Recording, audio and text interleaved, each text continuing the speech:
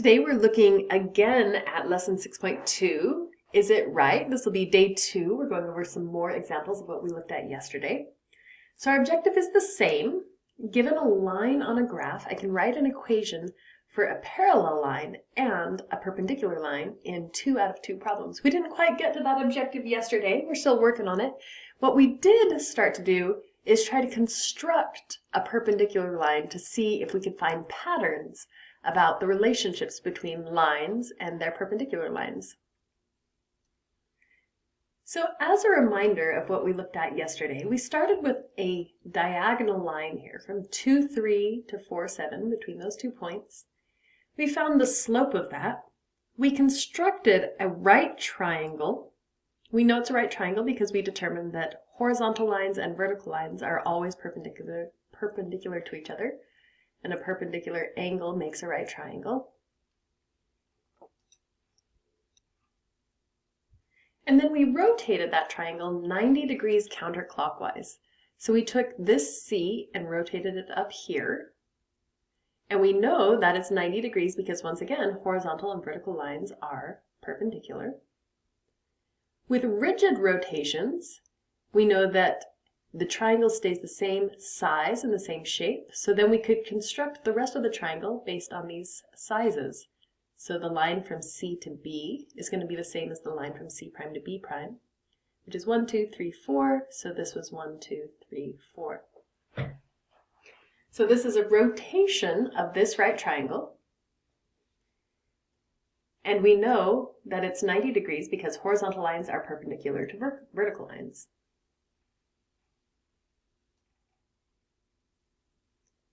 And then we also determined that in this rotation, all the points rotated the same amount. So since C to C prime, since that was a 90 degree rotation, right, because we constructed that 90 degree, that means B to B prime also rotated 90 degrees. But that also means that this angle right here, the angle between B, the point of rotation, and B prime, is a right angle. It is 90 degrees. That means we constructed a perpendicular line to this original diagonal. And then finally we asked, what is the slope of each of these diagonals? Since they are perpendicular lines, we said, well, this original slope is up 2 over 1. I said that backwards. Up 2 over 1, so 2 over 1, which we write as 2.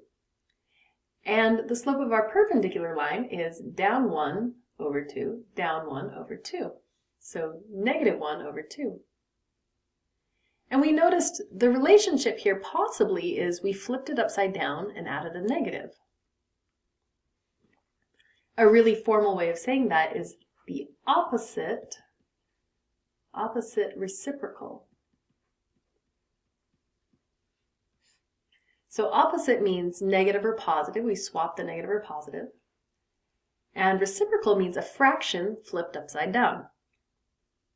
So we're noticing that possibly a perpendicular line has an opposite reciprocal slope. So in that example, our original slope was 2 over 1.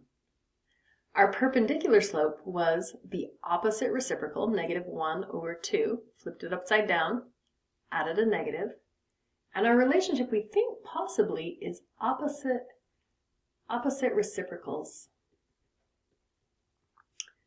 But you can see we have space for a few other examples here. We want to try this several times and make sure it actually works. Confirm that we do get that same pattern every time. We're not just going off one example and saying, yes, this is definitely the way perpendicular lines work. So we're going to work through a few more examples now. We're going to set these up exactly the same way we just set up that previous problem, but we're going to use different points than we did before. So this is a different diagonal line. So our first question is, what is the slope of AB? Well, let's see, we go up 1 over 1, 2, 3. 1 over 3. So where can we put a new point to make a right triangle? Do you see where we could put a new point? If we drop this vertical line right here, and then we make a horizontal line right here, that definitely makes a right angle. Horizontal lines and vertical lines make right angles. And so that point would be where they cross, right there, 5, 3. That would be our new point C. And it says, now rotate ABC 90 degrees counterclockwise about point A. So A primed, that's going to be our image of A. Since we're rotating around A is the same point as A prime. So that's going to be the same. But these two are going to move. Those are going to rotate up. So when we rotate 90 degrees, we switch axes. So you can see this is going along the X. It's going 3 along the X. 1, 2, 3. We're going to rotate that up so it's going 3 along the Y. 1, 2, 3. C prime. And then similarly, this one goes along the Y from C to B, 1 unit. So now we're going to go along the X, 1 unit, C to B, C prime to B prime. And this is our new triangle after we've rotated it 90 degrees. It's the same size, same shape, all the angles are the same. We've just moved it. We've rotated it so it's flipped up now. So similar to our reasoning before, this is a right angle right here. We know this is a right angle because this is a vertical line and that's a horizontal line. We said all vertical and horizontal lines are perpendicular to each other. Those are all right angles. But we also said that this is a rigid transformation. This is rotation, and all points will rotate the same amount. So since C rotated 90 degrees, that means B also must have rotated 90 degrees. We can say this angle right here from B to B prime is 90 degrees. So we therefore constructed a perpendicular line from our original diagonal. This one's perpendicular. We can conclude that AB is perpendicular to A prime, B prime. Remember, this is the shorthand way we had of writing perpendicular. So now that we know that, we can just compare the slopes. Initially, we said the slope of AB is 1 over 3. So what's the slope of our new line of A prime, B prime? Let's see, now we go down 1, 2, 3, and right 1. So down 3 is -3, and then our run is 1, -3 over 1. So it looks like these might be opposite reciprocals again.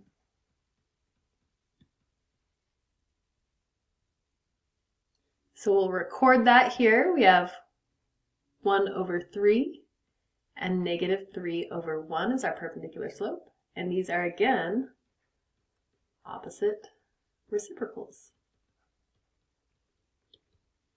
Let's try another example. Okay, here we have yet another diagonal line. This one's a little bit different. It has a different point B, 7, 5. What is the slope? We're going to go through the same steps. Our slope, going from A to B, go 2 up, and 1, 2, 3, 4, 5 over. So that's a rise of 2 and a run of 5, 2/5. Where can we put a new point C? Can you see? It's right here. It's right where that vertical and horizontal line would cross. There's our point C. That makes a right triangle. That point is 7, 3. And now try rotating this. Give it a shot. Try rotating this. You could do it on paper. You could do it on graph paper. You could try it in GeoGebra. Where would this end up exactly if you were to rotate it 90 degrees? Remember, this horizontal line becomes a vertical line. Well, let's see, 1, 2, 3, 4, 5 horizontal. So we're going to take that vertical now and go 5 up instead. 1, 2, 3, 4, 5, and that's where our C prime ends. Similarly, C to B is 2. It's vertical right now. When we rotate it, it becomes horizontal. So 1, 2, and ends up right there, B prime. There is our rotated triangle. our rotated right triangle. That's right, and that's right.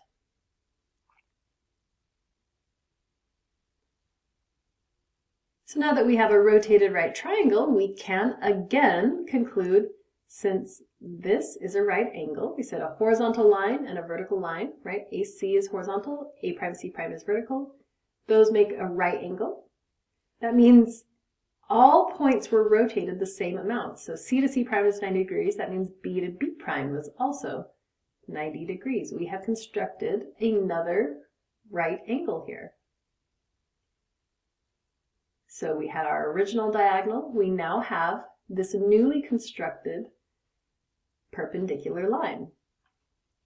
We conclude that AB is perpendicular to A prime, B prime.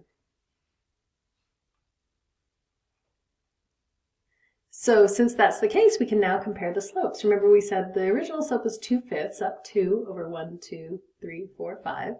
The original slope was 2/5. Let's look at our new slope. Well, we're going down and then to the right, so we're going to go down 1, 2, 3, 4, 5. To the right, 1, 2. -5 over 2. Do we notice anything about the slopes? Well, it looks, again, these are flipped upside down, that's reciprocal, and one is positive, one is negative, so they're opposite reciprocals. Once again, let's go record that. So we got 2/5 for our slope and -5/2 for our perpendicular slope, and these are again opposite reciprocals. All right, one more example. Let's see if we can confirm this in all of our examples. Here's one more diagonal line. Our B point is at 5, 5 now, so the slope is, can you figure out the slope? We go up 2 over 3, slope is 2/3. Where could we put a new point?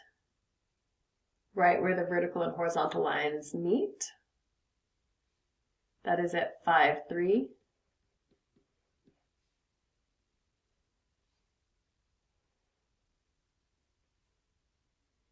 Rotate it 90 degrees about point A. So remember, our horizontal line becomes a vertical line. That's where C prime ends up.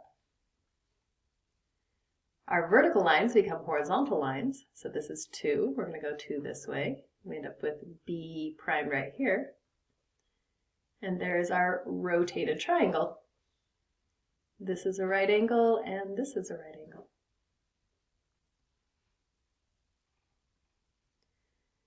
So by the same reasoning we've used every single time, this is a right angle that we've created here, which also means that this is a right angle. We have constructed a perpendicular line. A prime B prime is perpendicular to AB.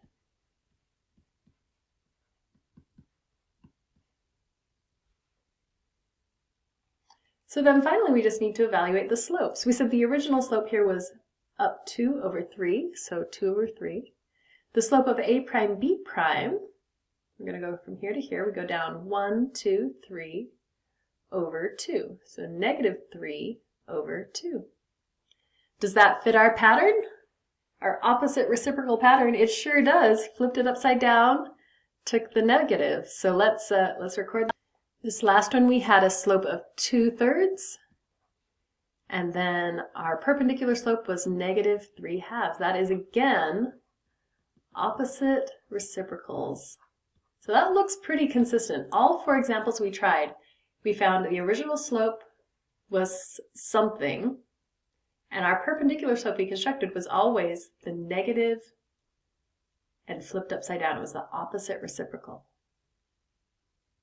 So let's recap what we figured out here. The slopes of parallel lines, which we haven't looked at today, remember, reach back in your brain. What are the slopes of parallel lines? How do they relate to each other? We know lines are parallel because they have the same slopes. They are the same. They have the same steepness, and so they never cross. But what we discovered today is that the slopes of perpendicular lines are opposite reciprocals, right?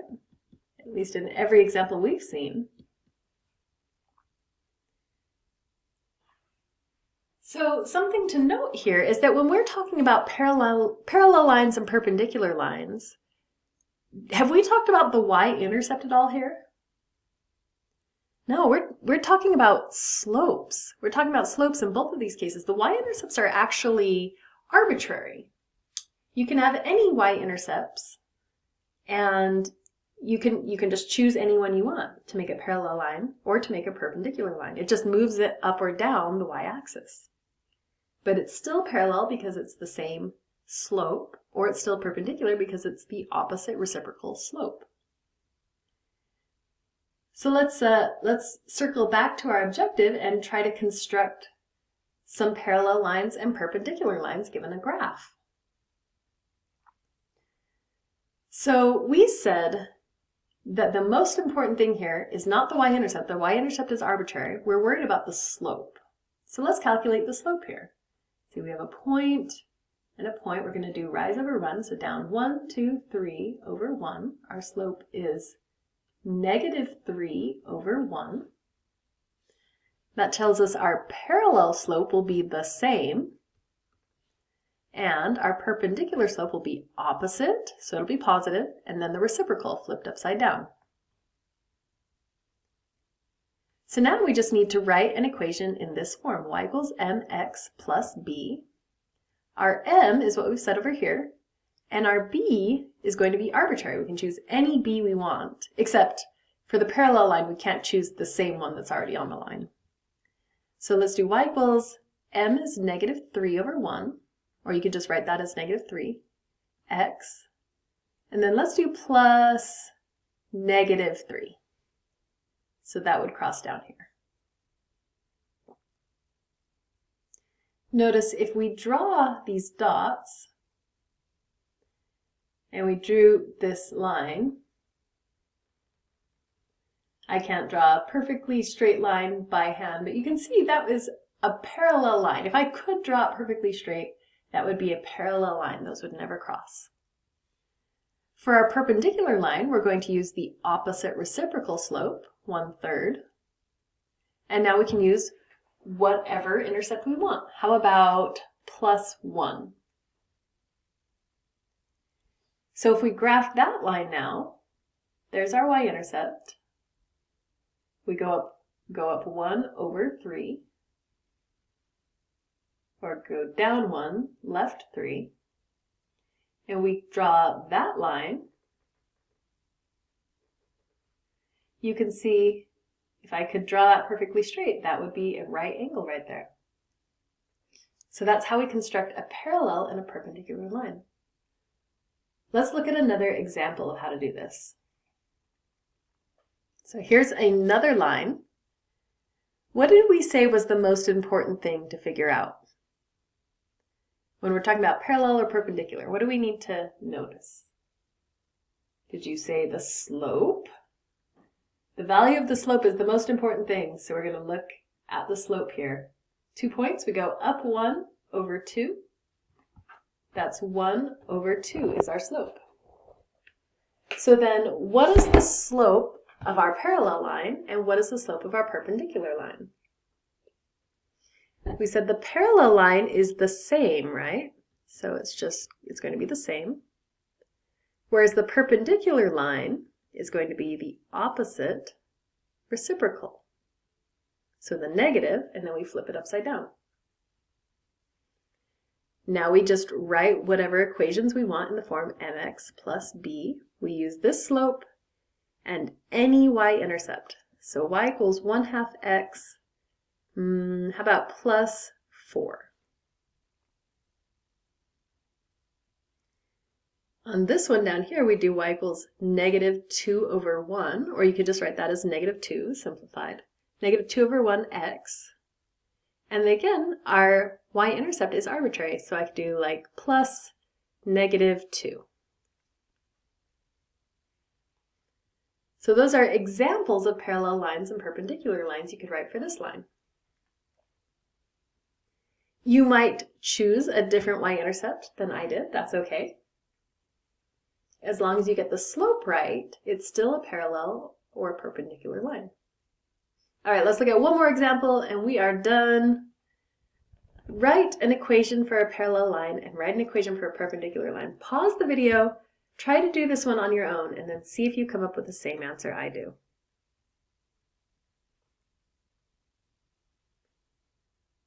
All right, so our first step was to figure out the slope. So I need to look at places where this line crosses at integers. Looks like here and here. So this one goes up 1, 2, 3, and right 2. So our slope is rise of 3 over run of 2.